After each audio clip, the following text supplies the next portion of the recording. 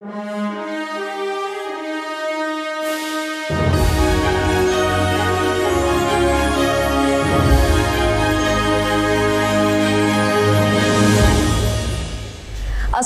warahmatullahi wabarakatuh. Halo pemirsa Radar TV, senang sekali saya Asara Asmara bisa menyapa pemirsa Radar TV di rumah dan di studio dalam program Panggung Sang Pemimpin. Sampaikan gagasan, wujudkan mimpi. Ayo, luar biasa. Tentunya di episode kali ini kita akan memanggil narasumber salah satu tokoh asli Tasikmalaya. Waduh, dari namanya aja ini udah panjang banget, keren banget, luar biasa. Langsung aja kita panggil. Ada Dr. Haji Kurniawan, SEMSI, AKCA, ASEAN CPA, CRBC, CGIC. Kita beri tepuk tangan yang meriah. Silakan Bapak, waktu dan tempat dipersilahkan. Luar biasa, Bapak Damang. Assalamualaikum. Waalaikumsalam. Bisa disapa pemirsa Radar TV, Bapak. Assalamualaikum warahmatullahi wabarakatuh. Selamat sore dan salam sejahtera buat semuanya. Salam Radar TV, sukses untuk Radar TV dan Tasikmalaya. Sukses. Siap, luar biasa. Kita langsung berbincang-bincang aja ya, Pak. Ya.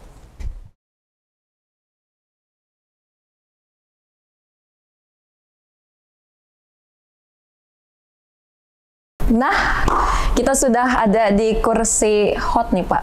Siap. Pak Haji Kurniawan. Betul. Panggilan akrabnya Kang Bubung. Jauh ya, Pak, dari nama asli dan panggilan gitu. Boleh nggak diceritain singkat kenapa bisa dipanggil Kang Bubung nih? Ya, terima kasih Bu Aas. Jangan ini dong. Neng aja. Neng aja. Siap ya. Jadi kalau bagi yang tidak mengenal mungkin jauh ya Teh ya. Oke. Tapi sebetulnya kalau dijelaskan mungkin pasti akan nyambung begitu. Karena saya juga bertanya ketika dari SD sebetulnya absen saya sudah Kurniawan gitu. Nah tapi kok dipanggil Bubung gitu. Tapi ternyata saya nanya ke orang tua, namanya nama pasti pemberian terbaik dari orang tua kan. Dan apa artinya saya tanya seperti itu. Ternyata Bung itu dari kata bungsu, ini mohon maaf nih. Oke, bungsu. Sama bungsu, nih, bisa sama. Bontot berarti kan bungsu, jadi dipanggilnya Bubung seperti itu. Luar biasa, Kang Bubung. Ternyata ini panggilan langsung dari orang tua ya? Iya, betul. Bukan dari teman? Bukan, dari ibu sama ayah gitu, apa gitu ya sama. Luar biasa. Lalu tadi nih, pas nge-present Bapak sendiri, Kang Bubung sendiri, panjang sekali tuh ya, dari gelarnya aja, waduh. Itu ingat nggak sih untuk mendapatkan gelar tersebut sejarahnya, boleh dong di-spill satu-satu tuh? Ya betul, boleh. Mohon izin ya kepada pemirsa semua, kemudian juga Neng Aas ya. Jadi kalau memang ada nama gelar gitu, mohon izin di sebelum nama saya dan sesudah nama saya memang yang pertama itu memang saya sangat teringat dengan pesan dari orang tua ingin meskipun dengan keterbatasan yang ada, dengan segala tapi punya semangat, ingin sekolah katanya begitu amanat orang tua. Dan alhamdulillah kalau tentu saja yang pertama itu gelar formal ya, saya menyelesaikan program doktor di salah satu universitas negeri ya, khususnya di Unpad saya akuntansi. Setelah sebelumnya saya S1 di Unsil di sini. Kemudian saya S2 di Garut.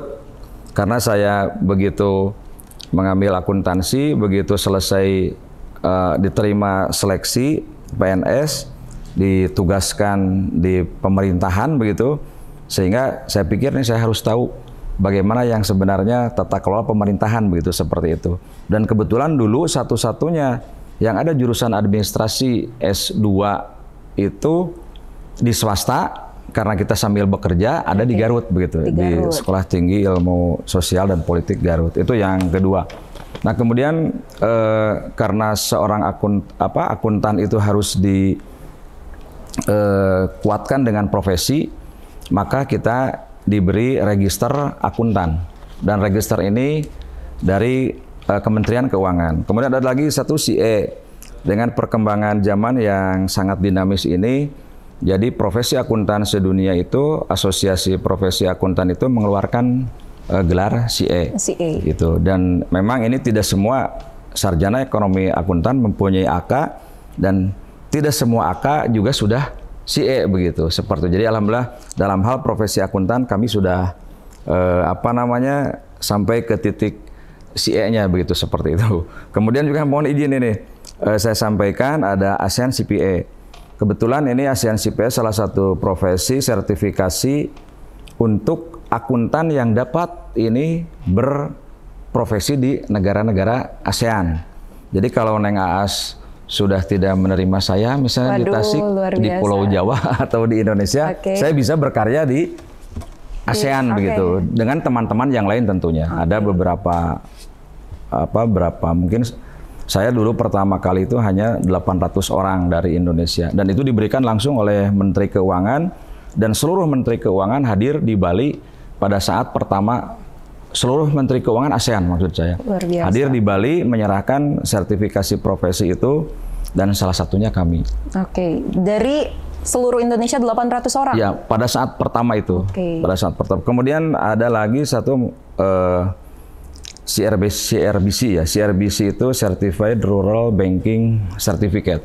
Jadi ini salah satu persyaratan dari OJK ketika seseorang berkarya di rural banking, bank perkreditan desa. Kalau zaman dulu mungkin pemirsa juga fasih dengan bahasa bank perkreditan rakyat, itu harus OJK mengharuskan kita punya sertifikasi. Makanya tanpa itu tidak bisa juga sebagai komisioner seperti itu. Dan saat ini saya dapatkan CRBC, alhamdulillah jungkir balik juga, Neng.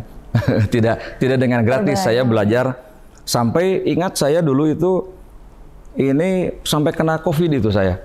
Jadi lagi rame-ramenya COVID tahun 2020 kita mengikuti sertifikasi karena diangkat oleh pimpinan daerah menjadi komisaris, ketua dewan komisaris. Dan kita malam-malam, terus juga luring, tidak bisa daring. Akhirnya pulang dari sana saya pertama kali COVID itu seperti itu. Luar biasa ya. Sudah seperti perjuangannya. Terus satu lagi nih berarti karena saya sampaikan juga ini, mohon izin bukan berarti mudah-mudahan ini bisa memotivasi semua para pemirsa, kemudian juga para junior, dan juga semua yang terkait stakeholder dari sisi penyelenggaraan pemerintahan daerah maupun juga formal pemerintahan. Ini ada satu lagi, saya mempunyai CGEI ya, seperti itu.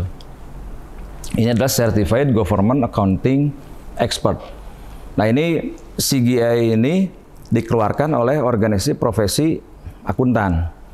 Dan saya mendapatkan ini langsung, kalau tadi diserahkan oleh Ibu Menteri Keuangan, dihadiri semua para Menteri Keuangan itu di Bali, ingat yang ASEAN CPA itu.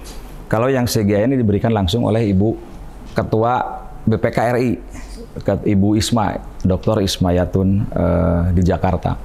Ini juga sama, sangat terbatas. Dan diharapkan sebetulnya ke depan para pengelola keuangan negara itu termasuk daerah di dalamnya harus mempunyai sertifikasi ini. Meskipun sangat-sangat terbatas saat ini, tetapi tentu saja kami juga saya dengan segala keterbatasan yang ada, tetapi dengan niat mungkin untuk membangun satu tingkat akuntabilitas, kepercayaan publik.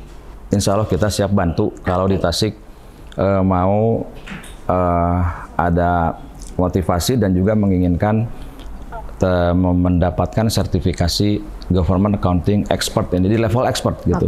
Ya.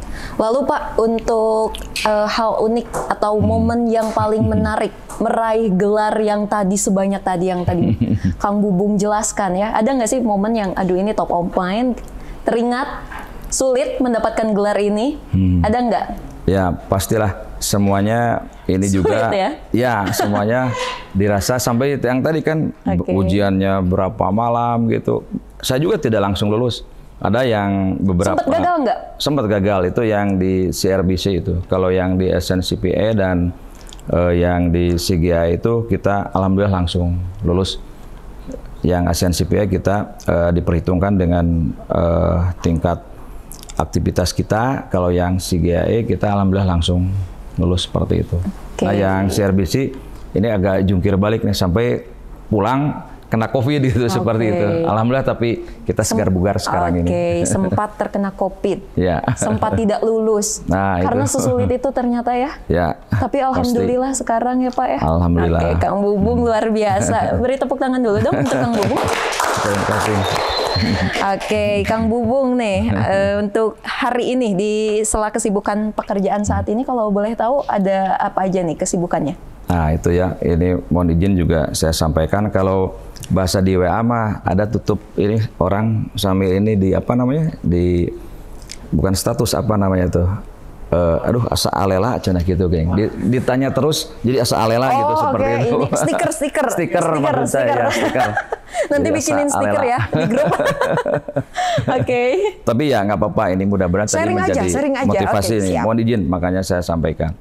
Jadi sekarang itu saya selaku Kepala Biro Perencanaan Keuangan dan Umum seorang PNS di Kementerian Pendidikan, Kebudayaan, Riset dan Teknologi yang ditempatkan menjadi Kepala Biro Perencanaan Keuangan dan Umum di Universitas Singapura Bangsa Karawang.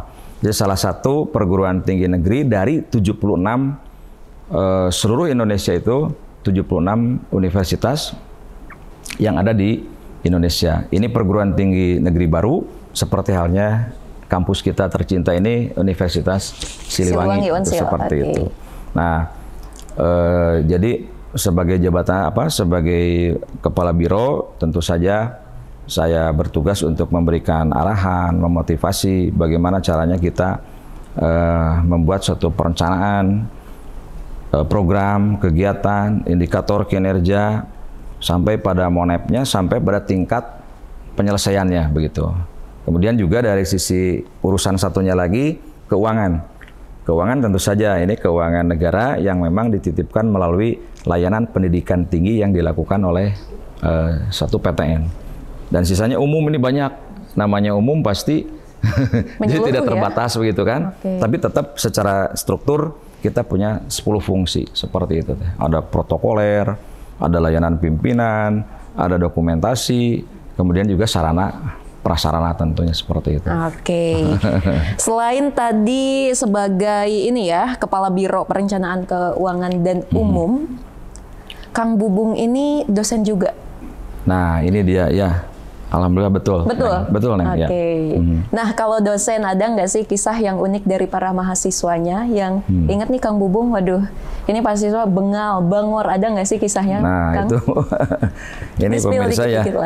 Neng Aas nih, tahu karakter mahasiswa ya, gitu kan? Jadi mahasiswa. Ya, sempat jadi mahasiswa. Jadi memang pengalaman saya itu kalau dibandingkan dengan dulu saya, kan kita melihat dosen tuh, wah udah gimana gitu kan, sebelum dia datang kita sudah masuk gitu kan. Nggak berani kita, kalau dulu nih saya, mungkin pemirsa juga sama, terlepas killer tidaknya seorang dosen begitu, tapi kan beliau adalah seorang guru. Bagaimanapun juga kita harus hormati, pasti gitu, harga mati itu harus kita hormati. Nah, tapi kalau dulu kan kita sebelum jam tuh sudah masuk gitu. Terus kita nggak berani kalau nggak dipersilakan bertanya. Nah, pertanyaan Neng Aas tadi, gimana nih sekarang menghadapi mahasiswa sekarang? Seperti teman sekarang, Neng, gitu. Dan memang zaman sekarang kan sudah, ya zaman kan dinamis gitu ya. Zaman dinamis, rubah terus, gitu. Dan sekarang ini kita seperti dengan, kita happy saja tapi. Makanya kita menyebut kepada mahasiswa juga bukan kalian. Tapi kita sebut teman-teman. Luar gitu. biasa. Satu sisi sebagai dinamika milenialnya, di sisi lain juga saya senang menyebut teman kepada mahasiswa. Tahu Neng Aas apa? Apa coba? Kalau kita panggil teman, mereka 20 tahun kan saya juga terbawa 20 Berasa tahun. 20 gitu. tahun ya. Tapi kalau dari segi penampilan sih terlihat 28. Terima kasih. Tapi tidak habis recehnya nih. Aduh, enggak lah ya. Pak, kalau untuk soal mahasiswa nih, tadi kan dikatakan teman, ini nggak ada korelasinya dengan Gen Z yang baperan katanya, enggak kan? Ya. Sekarang justru mereka minta selfie kan sekarang, mana ada dulu ke dosen minta ini, sekarang Pak selfie dulu Pak katanya. Oke lah nggak apa-apa, sekalian kita lapor absen kan begitu. Dan saya juga kalau mereka minta selfie betul juga nih, selain dari link absen yang diberikan, bisa kita lapor juga ke ketua prodi gitu ya, atau ke Bapak Ibu Dekan gitu. Siap. Seperti itu. Bapak menanggapinya menyenangkan? Menyenangkan, Luar happy biasa. saja. Ya. Oke, lalu sebagai seorang dosen di kampus juga, pelajaran apa yang paling tidak bisa Pak? Paling tidak bisa diberikan ke mahasiswa, pelajaran yang sulit nih diterima oleh para mahasiswa. Yang ada sulit nggak? ya. Ada sih kadang-kadang memang, terutama karena saya itu dosen kan tidak murni dosen sebagai akademisi asli begitu ya, katakanlah asli. Karena memang saya diminta menjadi dosen itu, pertama yang paling utama adalah bahwa di dalam meningkatkan kualitas kompetensi mahasiswa yang fresh graduate itu ya, itu memang ada ukurannya, Neng Aas. Jadi segala sesuatu kita kan sekarang itu ukurannya harus jelas, transparan kan sekarang, zamannya akuntabilitas. Nah, kita sebagai dosen itu, sebagai perguruan tinggi juga, ya harus salah satu kriteria utamanya itu adalah menghasilkan lulusan yang kompetensinya dipertanggungjawabkan. Nah, saya hadir di sana karena saya sebagai praktisi. Saya diminta mengajar di alumni di Unsil di sini, saya diminta mengajar, kemudian juga di Unpad juga mengajar. Karena alumni juga. Dan ketika saya tinggal di Tasik, di Ciamis, Universitas Galuh juga meminta saya untuk mengajar, ya akhirnya kita mengajar seperti itu. Dan itu memang posisinya saya tidak seperti akademisi 100%, tetapi karena saya selaku praktisi. Nah, yang sulit ini, pertanyaan yang As tadi, karena ada kesenjangan gitu. Mereka kan ya namanya fresh kan, nah, sedang kuliah begitu. Nah, tugas saya untuk menyampaikan materi dan memperkaya apa yang disampaikan secara teori, secara konsep, dengan apa yang dibutuhkan ketika mereka siap untuk dilepas menjadi berkarya di masyarakat, baik mau berbisnis, mau bekerja, ataupun juga mau misalnya di wira swasta begitu, seperti itu. Nah, ini yang kadang-kadang sulit begitu. Saya mengajar di prodi akuntansi. Jadi ada masalah perpajakan, ada masalah audit, ada masalah akuntansi sektor publik, dan juga etika organisasi seperti itu. Pak, kalau dilihat ini jadwalnya padat banget ternyata ya Bapak sebagai seorang dosen. Lalu pekerjaan yang lain mungkin cara mengatur jadwalnya sendiri seperti apa sih Pak? Nah itu ya, jadi memang yang pertama kita pasti minta izin ke pimpinan. Dan dengan izin pimpinan kita atur jadwal tadi nih. Dan saya sepakat tidak mengganggu jam kerja, tetapi kita mengajar itu kalau hari biasa jadwalnya jam 4, kita daring. Nah, kalau yang luring saya Sabtu. Seperti itu. Luar biasa. Jadi semua tidak aman ya, itu ya, tidak terganggu. Tidak ada yang dirugikan lah gitu, seperti itu. Masih aman terkendali. Aman. Bila diposisikan dengan presiden, tukar posisi dengan presiden, Pak. Berandai-andai aja dulu. Tapi mau nggak? Ya kalau mau pasti orang bolehlah mau gitu. Tapi memang kita juga harus melihat kan potensi kita nih. Potensi kita gitu, jadi terus terang saja ya, jauhlah bagi saya gitu, karena dari berbagai hal gitu. Seperti itu. Berandai-andai dulu ya. Berandai-andai. Ngebayangin aja dulu. Kang Bubung jadi presiden Indonesia, apa yang akan dilakukan Kang Bubung pada satu hari itu? Kesempatannya hanya satu hari, Pak. Satu hari ya. Mudah-mudahan kebetulan lagi timnas main ya. Saya akan nonton timnas main gitu. Pasti dukung timnas main gitu. Luar biasa. Kesempatannya dipakai untuk nonton timnas ternyata ya. Ini pertanyaan luar biasa ini. Berandai-andai aja dulu ya. Itu demi Indonesia Pak, pasti Indonesia gitu. banget. Dan itu prestasi kalau kita bisa lolos gitu kan. Suka sepak bola? Ya sukalah gitu, suka main-main nonton, gitu. Tapi kalau main sebatas di Tarkam saja gitu. Di Tarkam. Kalau untuk hobi sendiri nih Kang? Nah, hobi saya yang pasti memang olahraga ya. Pertama kita senang dengan sambil hiburan gitu, olahraga. Dan yang kedua memang saya membaca dan menulis gitu. Hobi. Ada juga nih yang nyepil-nyepil, katanya Kang Bubung nih udah menulis beberapa buku, betul tidak? Luar biasa. Jadi total buku yang ditulis ini udah ada 4 ya? Betul, 4 ada ya. 4, luar biasa. Ada tips and trick nggak buat pemula yang mau menulis nih Kang? Ya, sebetulnya ini saya menulis itu juga kebetulan ya, Neng ya. Oh, dan para enggak sengaja diniatkan. Ya, kebetulan. Jadi dulu saya ketika mengambil program S3 di Doktor Ilmu Akuntansi Universitas Padjadjaran itu, saya ditugaskan mengikuti dan saya ditugaskan untuk mengikuti sandwich program di Business Rutgers School, part of Rutgers State University of New Jersey di USA. Nah, kita kan di sana hampir 6 bulan tuh sampai dan 3 bulan ya, berarti totalnya 9 bulan, tapi beda tahun begitu. Kan tidak ada teman yang di sana gitu. Jadi kalau pulang kampus, apalagi saya bulan puasa di sana. Jadi puasa ngerasain sahurnya jam 3 ya, bukanya jam 9. Waduh. Gitu.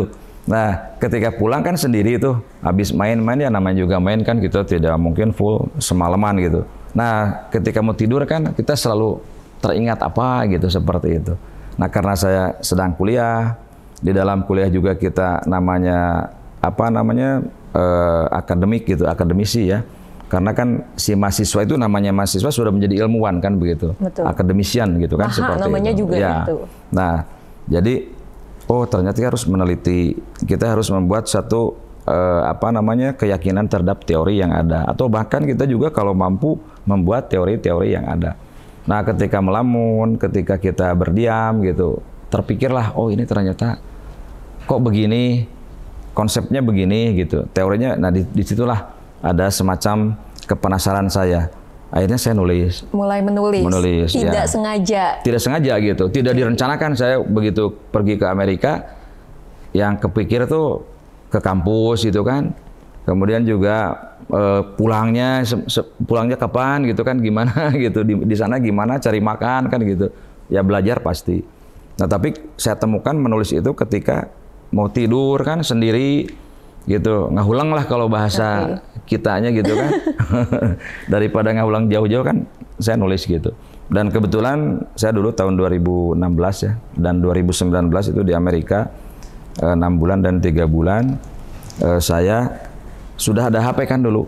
Jadi saya bisa voice note gitu. Kalau tidak nulis kan bisa voice note gitu. Voice note, jadi kalau lupa kan hilang lagi gitu. Kita bisa di rewind gitu kan, seperti itu. Dari tidak kesengajaan. Tidak sengaja, asli gitu. Tapi akhirnya jadi asik juga begitu. Betul, jadi karya, jadi sebuah buku, bahkan ya, ada 4 lagi ya? 4 alhamdulillah. Dan yang on proses itu ada 3. Sekarang? Ya, dan itu semua tidak hanya berdasarkan pada teori, kemudian juga beberapa kami langsung menulis itu based on research seperti itu. Jadi saya lakukan penelitian sendiri gitu. Oh ternyata ini misalnya begitu, misalnya dari sisi kepercayaan kepada aparat pemerintahan. Nah, kita langsung lakukan penelitian. Oh ini yang diminta itu apa, yang dipersyaratkan itu apa, yang diharapkan oleh masyarakat itu apa. Kita coba berikan kuesioner. Nah, secara teori sudah diketahui oleh kita bagaimana complaint handling system itu. Tetapi ketika kita berikan kuesioner, kan kita langsung dapat data primer kan dari user ataupun stakeholder sendiri. Nah, akhirnya kita tulis seperti itu. Dan itu kita sudah ada 14 jurnal dan bisa cek di Google juga ada.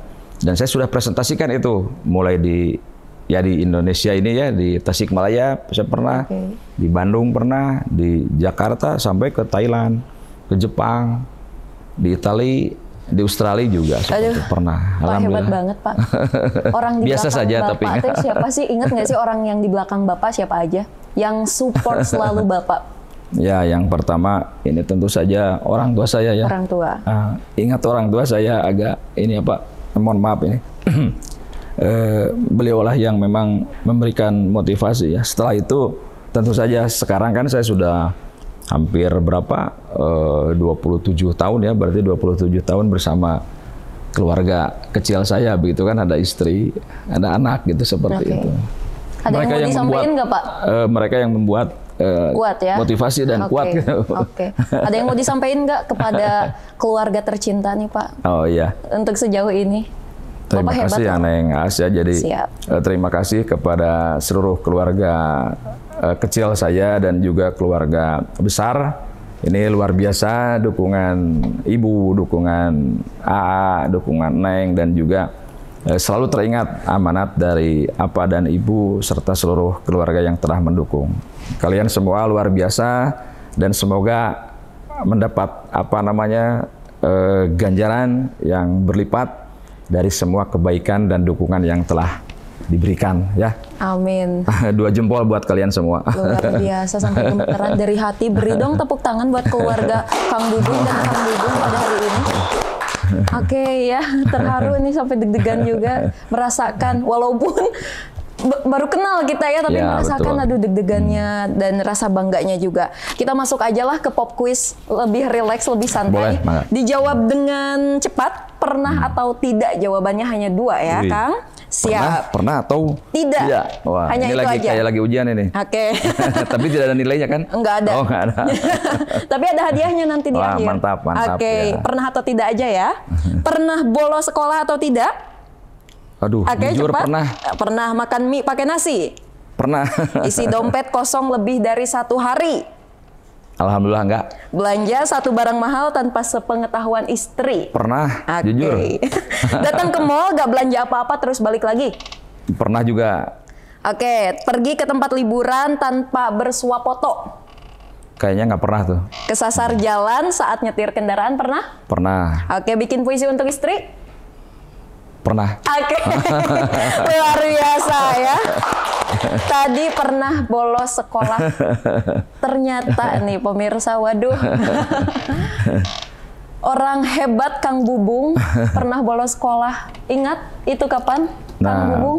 Itu waktu itu gara-gara hobi itu olahraga tadi. Jadi ada belain olahraga, bolos sekolah. Main bola, saya banyak teman di Tasik ini, teman-teman main bola nih. Banyak sekali. Sekarang juga masih suka. Kalau ada waktu suka silaturahmi gitu. Sampai sekarang ya, teman-teman yang sering itu, bolos ketemu. Karena bolos itu memang ini bukan justifikasi ya. Oke, siap. Tapi memang kita satu kali pernah ada turnamen gitu. Turnamen itu ingat saya di Gelora itu. Barangkali pemirsa tahu ya lapangan sepak bola Gelora itu di Cicurug. Saya senang sekali itu main di sana. SMP 1, saya sampai SMA juga SMA 1.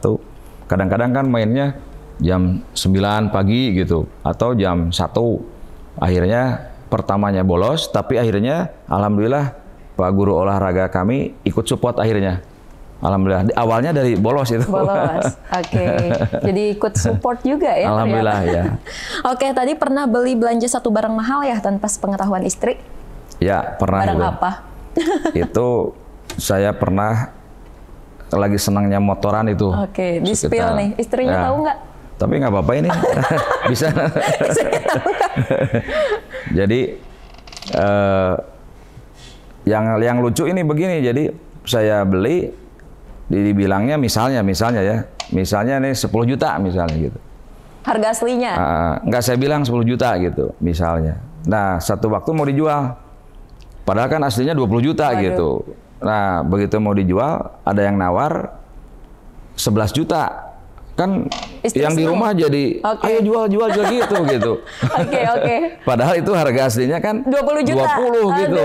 Nah, ini akhirnya ya, makanya jangan berbohong ya. Betul. Jangan berbohong. Siap. Karena ketika kita sekali ngebohong harganya 10 juta misalnya, ditawar sebelah kan jadi ngebohong lagi. Jangan, kita masih butuh gitu. Padahal kita harganya 20 juta. Itu. Harga aslinya luar biasa ternyata ya. Lalu terakhir pernah bikin puisi untuk istri, judulnya apa kalau boleh tahu? Nah, kalau judulnya saya nggak ingat, tapi kadang-kadang kita juga ingin, bukan lebay gitu ya, tapi kadang-kadang juga ingin namanya menyenangkan keluarga terdekat kita. Ya terpaksa aja itu juga. Kok terpaksa lagi nih?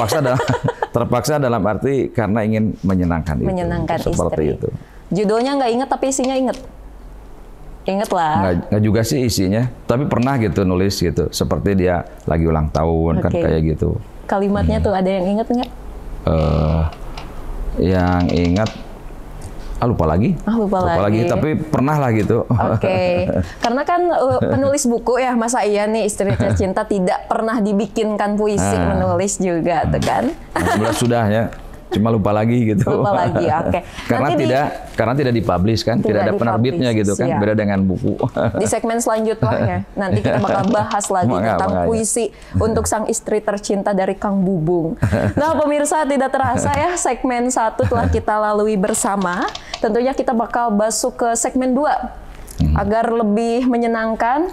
Kita usai jeda berikut, nanti kita akan bahas setelah pesan-pesan berikut ini. Makanya.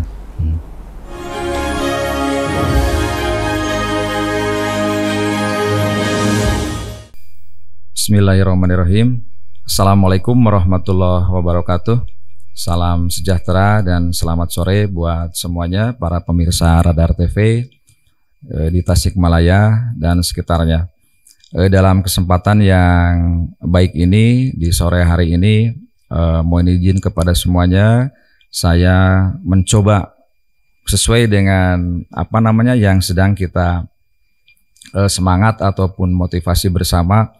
Bagaimana kita sebagai pribadi dengan latar belakang yang tentu saja berbeda-beda, tetapi satu keinginan bagaimana ide kita, gagasan kita untuk menjadikan kota Tasik, kelahiran kita semua, lembur kita semua, menjadi lebih maju lagi dengan baik dari sisi administrasi maupun pembangunan.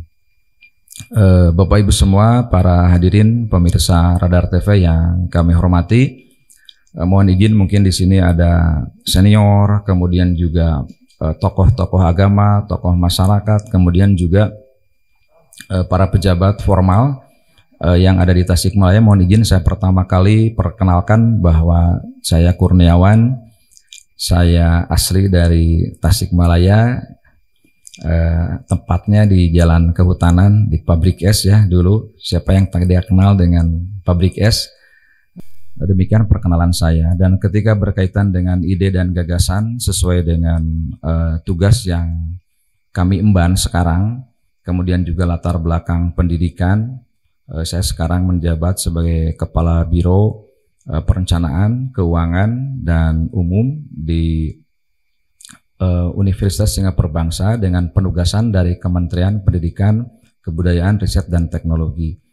Jadi terkait dengan ide, gagasan, administrasi, tadi pembangunan tentu saja ada 3 pilar ya yang harus dilakukan. Pertama ini kita harus memberikan satu layanan yang baik bagi masyarakat.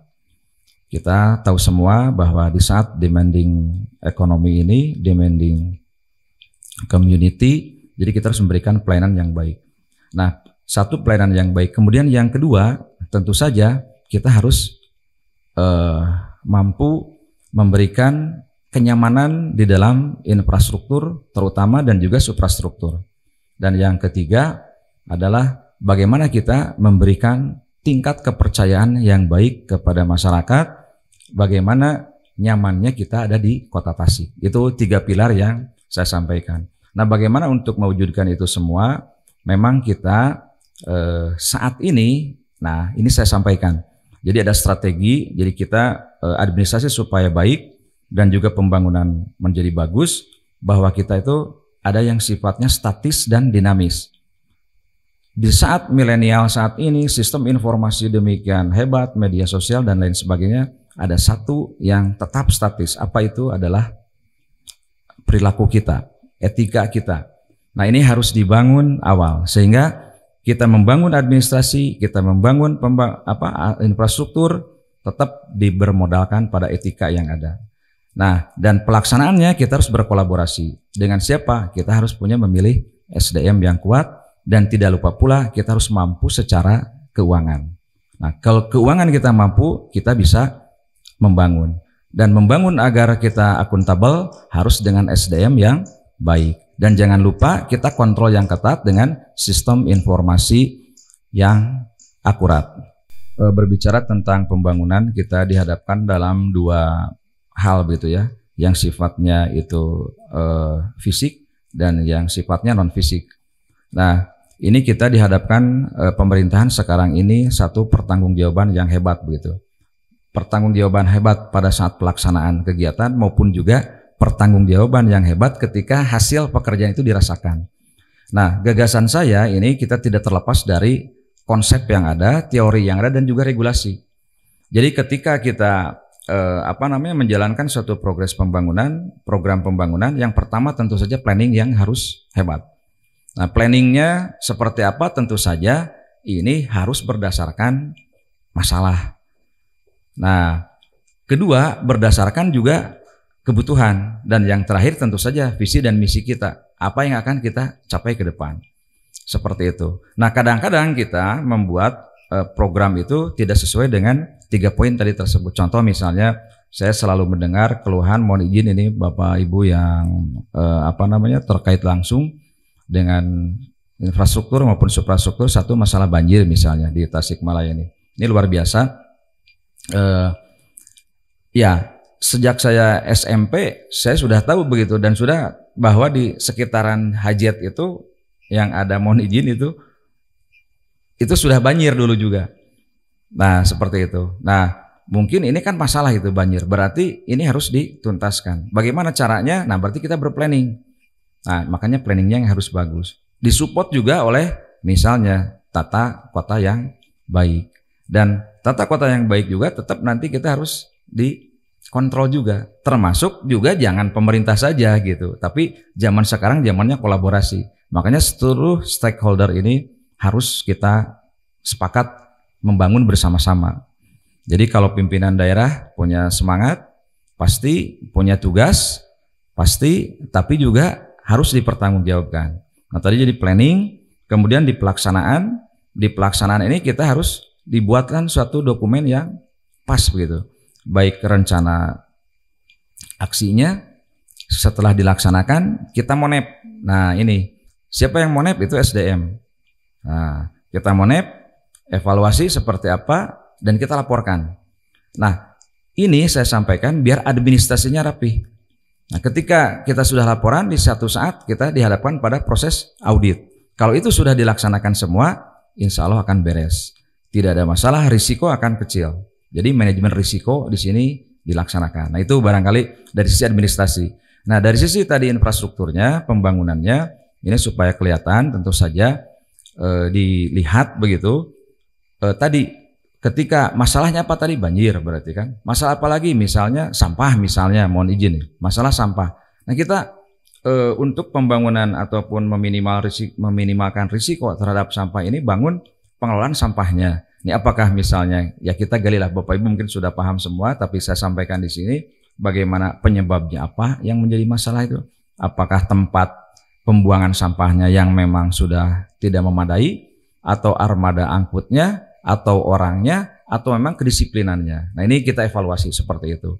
Nah, sehingga nanti pada akhirnya sampah yang menjadi masalah itu menggunung atau tidak terangkut bisa diselesaikan seperti itu. Nah, selanjutnya Bapak Ibu para pemirsa, kami sampaikan juga selain dari administrasi tadi sebagaimana yang disampaikan, bagaimana dari sisi pembangunan. Nah, pembangunan tentu saja Bapak Ibu kita harus bertanggung jawab sesuai dengan tidak hanya sampai pada outputnya. Jadi kalau misalnya kita membangun misalnya, mohon izin, gedung SD misalnya, ya jangan kita melihat gedung SD-nya berdiri begitu, tapi seperti apa bangunan SD itu memecahkan masalah, dan ya ada tidak muridnya misalnya, tepat tidak, nah itu barangkali kita harus memikirkan kepada outcome-nya. Bagaimana gitu hasil dari output yang sudah jadi itu dapat dirasakan oleh masyarakat. Nah, kemudian juga kita harus pantau agar pembangunan benar-benar terasa oleh masyarakat. Setelah kita inputnya ya dengan anggaran dan lain sebagainya, kita tentu dibangun fisiknya menjadi output, dan output itu kita harus evaluasi juga. Bagaimana terasa tidak manfaatnya, itulah outcome. Dan kemudian kita berharap dari proses pembangunan ini dirasakan itu harus kita melihat pada indikator benefit dan impact begitu. Jadi benefitnya apa nih? Oh, berarti kalau tadi SD misalnya, bangunan SD, berarti sudah mampu memberikan wajib belajar, wajib pendidikan dasar selesai begitu, seperti itu misalnya. Bisa meningkatkan angka partisipasi sekolah. Pada akhirnya kan kita ketika pembangunan berbicara, kita ada indikator makroekonominya, aspek pendidikan di dalam IPM misalnya seperti itu. Demikian juga aspek kesehatan, kemudian juga aspek ekonomi. Ya, bagaimana kita misalnya kita membangun suatu gudang atau pembenihan misalnya gitu, agar teman-teman para petani, saudara-saudara kita mudah untuk mendapatkan benih. Demikian juga misalnya perikanan, peternakan seperti itu. Nah, jadi untuk di pembangunan ini agar kita dapat dirasakan langsung oleh masyarakat, pada akhirnya kita juga mendapatkan apresiasi dari masyarakat, kita perhatikan sampai pada titik outcome, benefit, dan impact-nya. Serta jangan lupa Bapak Ibu, kita berpikir pelayanan, selalu berpikir pelayanan, selalu berpikir juga keinginan kita membangun A, B, dan C. Nah, jangan lupa kita dihadapkan satu poin keterbatasan keuangan. Nah, di sini barangkali harus sinergi antara ide, gagasan, kemudian juga dengan kemampuan keuangan kita. Karena terus terang pasca COVID ini seluruh perekonomian sangat terganggu, dan karena saya lama di pemerintah daerah, kemudian juga meskipun sekarang di lingkungan pemerintah pusat, kami tahu bahwa kapasitas fiskal, ruang fiskal, dan kemampuan keuangan daerah itu relatif menurun. Apalagi dengan adanya undang-undang tentang perimbangan keuangan pusat daerah di nomor 1 itu tahun 2022 ya, menggambarkan bahwa kita ini harus belajar banyak terkait bagaimana mengelola keuangan. Dan secara teori sebetulnya kita sudah tahu, kita sudah siapkan bahwa belanja pegawai itu harus 30%. Nah, kemarin-kemarin kan tidak ingat, sebelum ada aturan kita selalu abai. Padahal aturan itu ada pasti berdasarkan filosofinya. Dan teori 30% sekarang sudah dinyatakan dalam Undang-Undang Perimbangan Keuangan, dan 5 tahun sejak 2022 ini para pemirsa, ini khususnya teman-teman di pemerintah daerah harus 30%.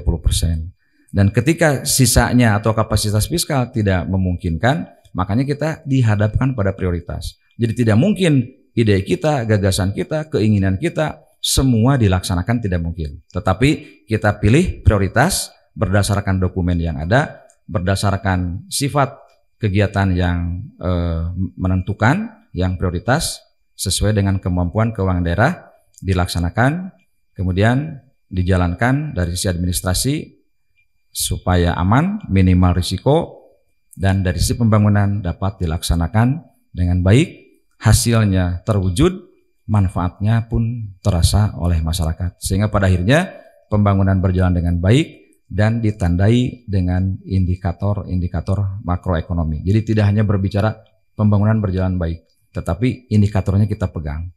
Itu barangkali ide dan gagasan yang kami sampaikan. Tetap kita berdasarkan masalah, berdasarkan kebutuhan, berdasarkan visi yang kita buat, laksanakan sesuai dengan kemampuan yang ada, harus prioritas.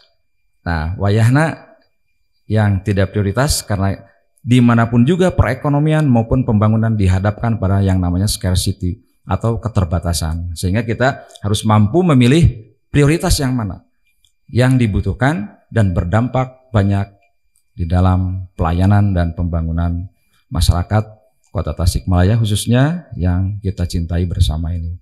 Terakhir saya sampaikan selamat kepada Bapak Ibu semua, warga Kota Tasik, dan juga para pejabat formal. Semoga lancar tugas-tugasnya dan senantiasa sehat selalu dalam petunjuk, bimbingan, dan perlindungan Allah yang Maha Kuasa. Terima kasih. Assalamualaikum warahmatullahi wabarakatuh. Nah, Kang Bubung tadi udah menyampaikan orasi untuk menjadikan Kota Tasik lebih maju dari segi administrasi dan pembangunan. Tadi orasinya luar biasa ya, penyampaiannya luar biasa, padat, jelas, dan ringkas juga ya pemirsa. Gimana itu secara spontan? Ya, saya ya. Nah, Saya ya. Sakitu buktosna. Sakitu buktosna luar biasa, saya ge. Tapi saya gitu ya, Kang ya. Amin. Nuhun. Oke, sekarang masuk ke segmen yang relax-relax aja. Kalau bahasa teman kita mah B aja gitu. Oh, B aja, biasa aja. Oke.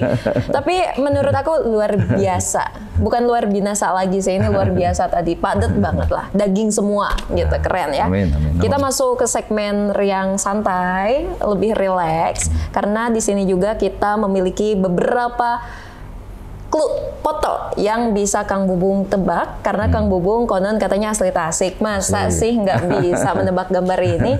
Oke, clue yang pertama boleh dong dimunculkan. Sip. Oh, ini sudah mah terlihat?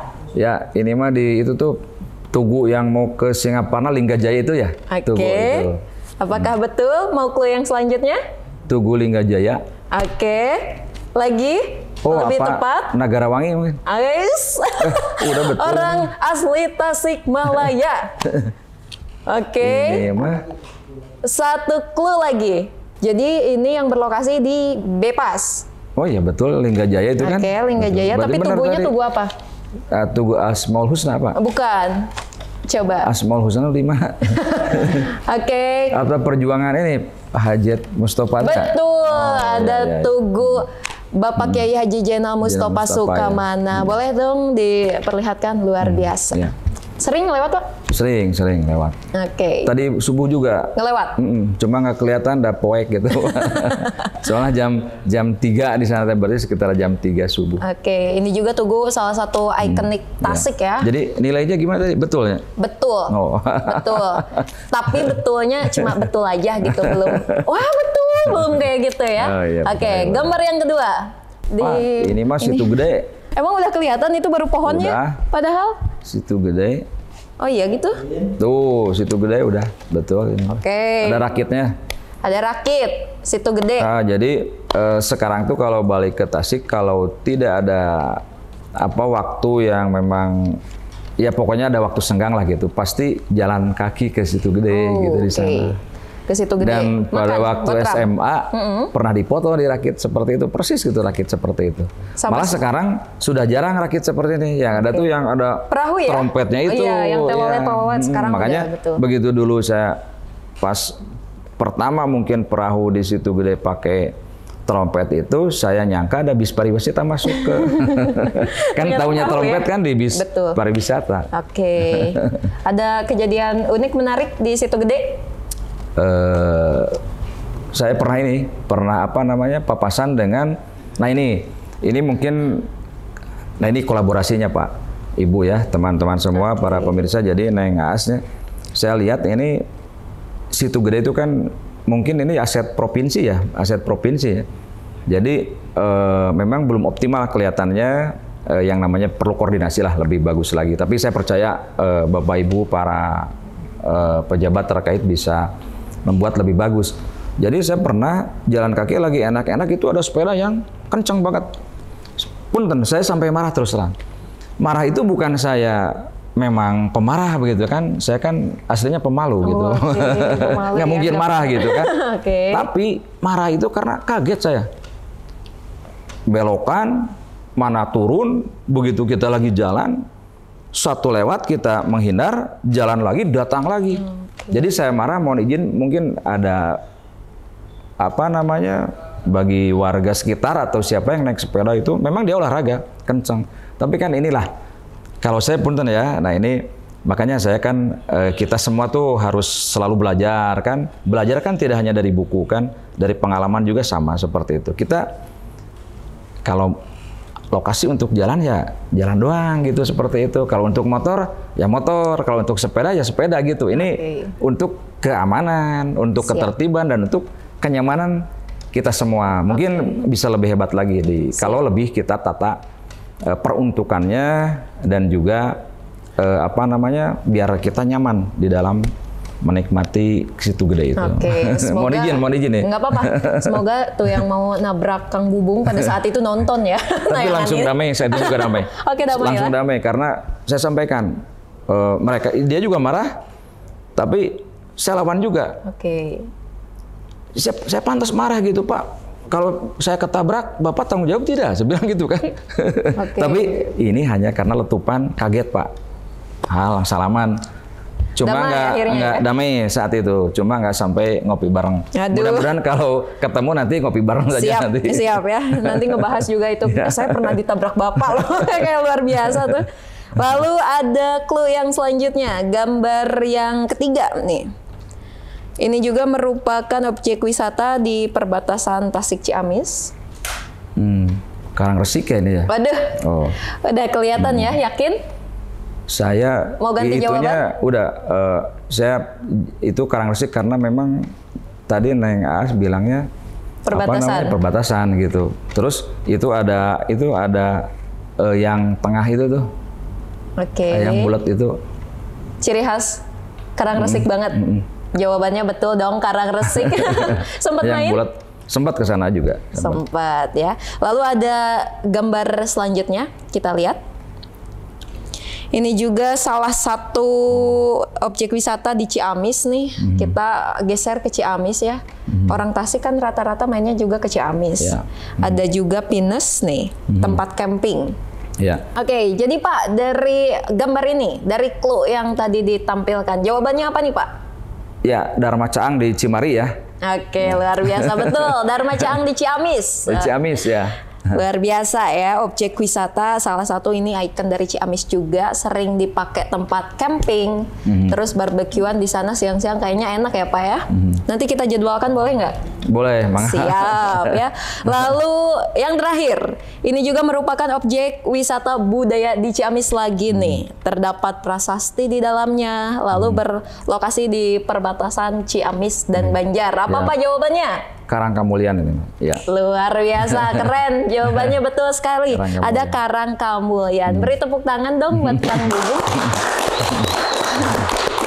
Semua terjawab dari destinasi wisata ya. Semua dari Tasikmalaya sampai Ciamis terjawab. Dan tadi juga ada cerita atau historinya sendiri dari beberapa gambar yang kita tampilkan ya Pak. Ya, Kita langsung. Oke. Nah pemirsa, segmen selanjutnya kita bakal bahas tuntas di segmen terakhir. Nggak kerasa ya, 1 jam lebih bahkan 1 jam. kita berbincang-bincang bersama Kang Bubung. Tentunya bareng saya Asara Asmara di program Panggung Sang Pemimpin. Sampaikan gagasan, wujudkan mimpi.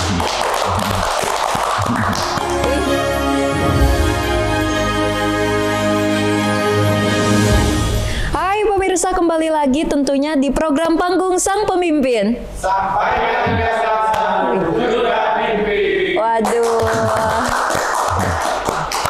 Di episode kali ini masih bersama Kang Bubung, sudah semakin hangat dan dekat, sudah makin tahu nih Kang Bubung sosoknya seperti apa. Kita masuk langsung ke segmen 3, kita bakal ulas tuntas. Segmen terakhir ya Kang ya, waduh nggak kerasa. Lalu pertanyaan yang pertama nih yang sudah disiapkan Kang. Bagaimana prinsip good government dan clean government yang bisa diterapkan di Kota Tasik menurut Kang Bubung sendiri? Iya, iya. Terkait dengan good and clean governance ya, di good and clean government ini memang menjadi satu tuntutan yang memang saya pikir gitu ini harus betul-betul dilaksanakan oleh semua pihak begitu ya, Neng Aas ya. Siap. Karena memang ini good and clean governance ini memang pada akhirnya akan menuju ke, kan kita melaksanakan proses pembangunan. Proses pembangunan pada akhirnya akan memberikan suatu tingkat pelayanan kepuasan kepada masyarakat kan seperti itu. Baik yang bersifat administrasi tadi maupun juga yang infrastruktur yang pada akhirnya dirasakan pelayanannya. Kalau dengan good and clean ini, insya Allah ini akan nyaman semuanya. Contoh misalnya ketika kita lakukan pengadaan atau misalnya lakukan pembangunan tempat olahraga misalnya, kan kalau dibangun luasnya tepat, itu kan good and clean itu begitu. Betul. Jadi ada istilahnya itu komponen dari governance itu ada 5 itu, Teh Neng ya. Yang pertama transparan itu kan. Kemudian yang kedua accountability, yang ketiga responsibility, yang keempat itu independence, dan yang kelima itu fair. Itu komponennya begitu. Nah, ketika kita lakukan dengan transparan, kita lakukan dengan responsibility, berarti kan yang kita bangun itu rapih begitu. Yang kita bangun rapih. Kalau rapih berarti Nyaman ya. outputnya kelihatan bagus. Betul. Ketika tapi tadi saya sampaikan bahwa kita ketika membangun not only ya until output, ya we have to realize the outcome. Nah, how the outcome? Bagaimana? Ya dirasakan berarti ketika bangunannya bagus, luasannya benar, dinikmati oleh masyarakat, kan happy semua gitu ya. Dari sisi pembangunan.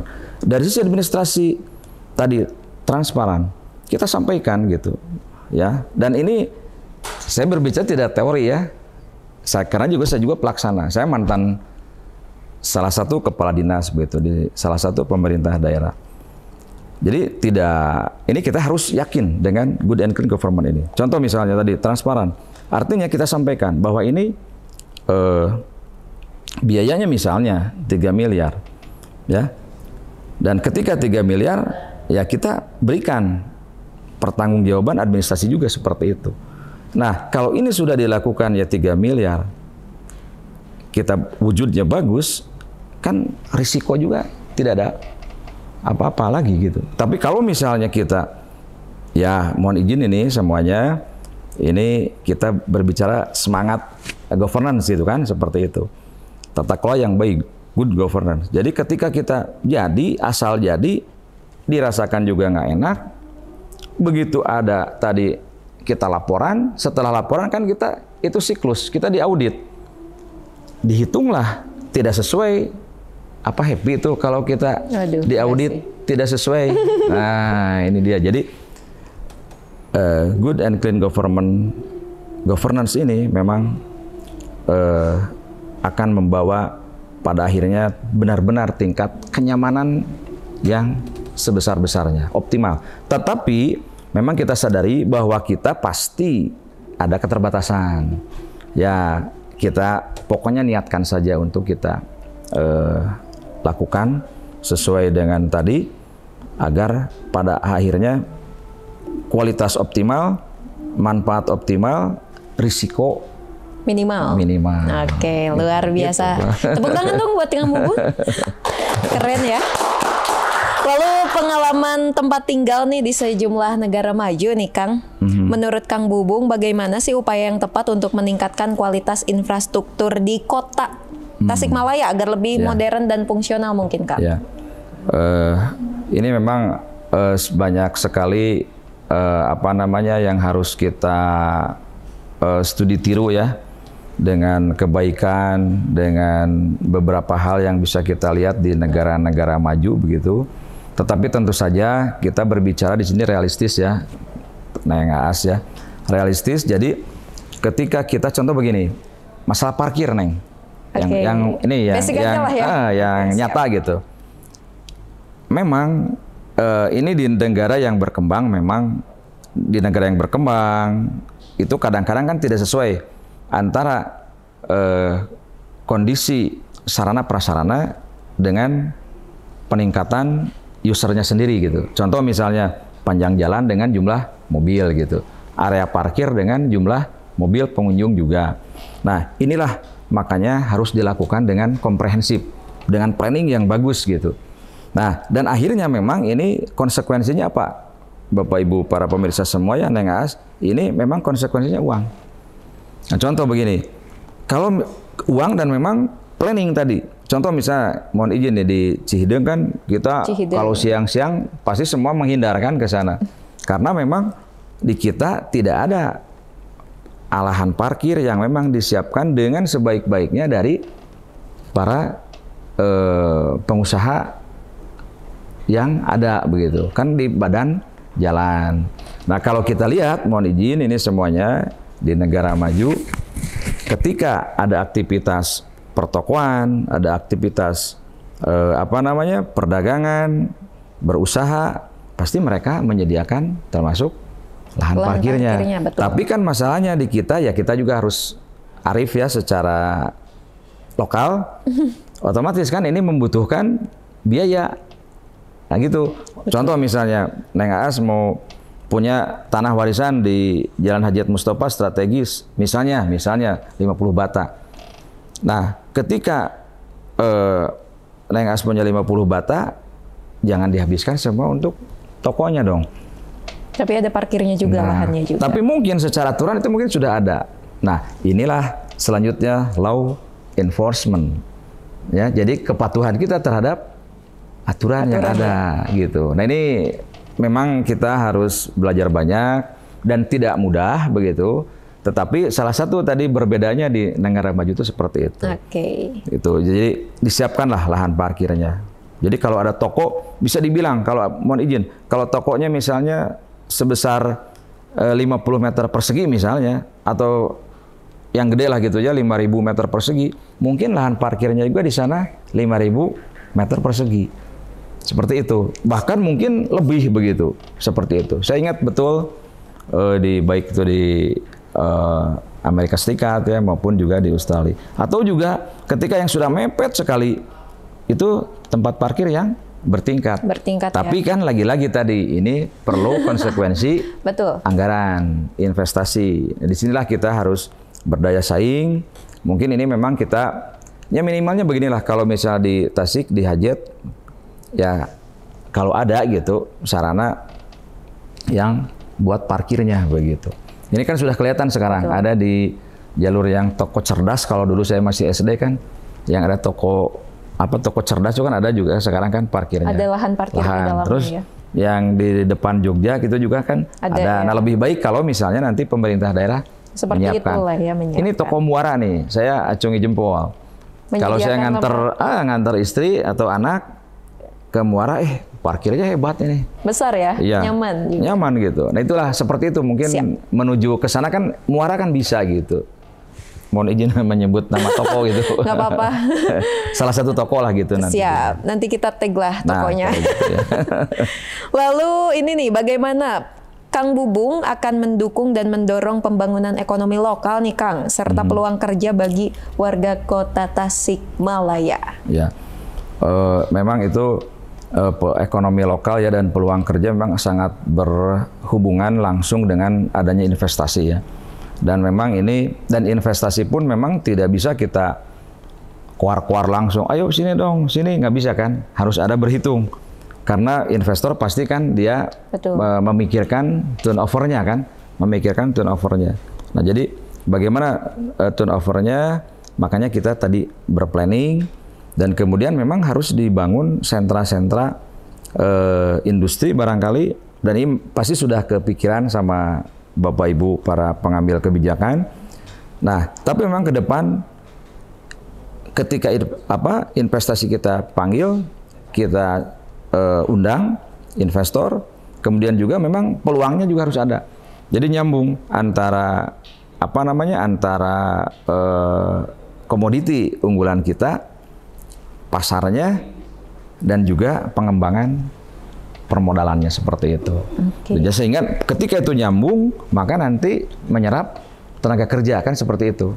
Nah contoh mungkin sekarang kebetulan saya mendekati ke salah satu daerah, bukan mendekati, mohon izin saya bertugas sekarang kan di salah satu kabupaten begitu, yang di sekitar masuk kawasan ibu kota, dan salah satu investasi terbesar itu menunjukkan bahwa memang kita harus nyambung antara rencana pengembangan area, kemudian investasi yang mensupport pada posisi tenaga kerjanya itu, seperti itu. Oke, luar biasa.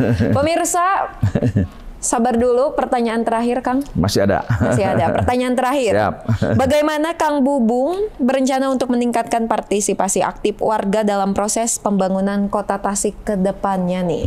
Ya, jadi itulah makanya saya sampaikan tadi, salah satu kunci di saat ini begitu di dunia yang semakin dinamis, semakin terbuka begitu kan, tidak ada sekat. Tetapi di sisi lain namanya partisipasi itu harga mati, harus ada begitu. Itu di dalam partisipasi harus ada, dan inilah yang namanya tadi sampaikan, kita berjalan dengan berkolaborasi. Seperti itu. Contoh misalnya nih, tadi sampah. kita kan berat kalau misalnya memang ini saya mohon izin kita mungkin bisa lebih mungkin Bapak Ibu mungkin lebih mengetahuinya, tapi untuk misalnya apa sih yang menjadi masalah? Apakah memang volume sampah yang sangat tinggi? Kalau misalnya diketahui memang sangat tinggi volume sampah, berarti kan kita harus sangat tinggi, berarti kan banyak. Berarti tempat keluarnya tempat nyimpannya juga harus siap. Yang ngangkutnya pun harus siap. Yang ngangkut itu baik armadanya maupun orangnya. Ya. Nah, kalau semua dibebankan kepada pemerintah, ini memang agak sulit ya. Nah, itu makanya kita kolaborasi ya, sesuai kalau di teori ada dengan hexahelix itu. Hexahelix. Jadi ada media dengan yang AS-nya, ada academician gitu kan. Kemudian ada juga government, ada juga masyarakat, ada community. Nah, community ini bisa dilibatkan. Misalnya, tiap kelurahan ada relawan pengumpul sampah misalnya. Terus dari sampah itu kita coba juga ada beberapa yang potensi untuk didaur ulang.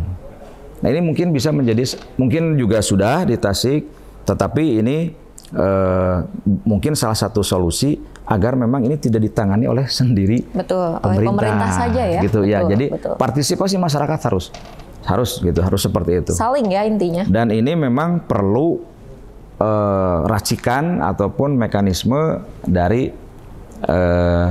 para pengambil ya stakeholder yang ada semua. Dan ini kita wajib support semuanya. Oke, luar biasa.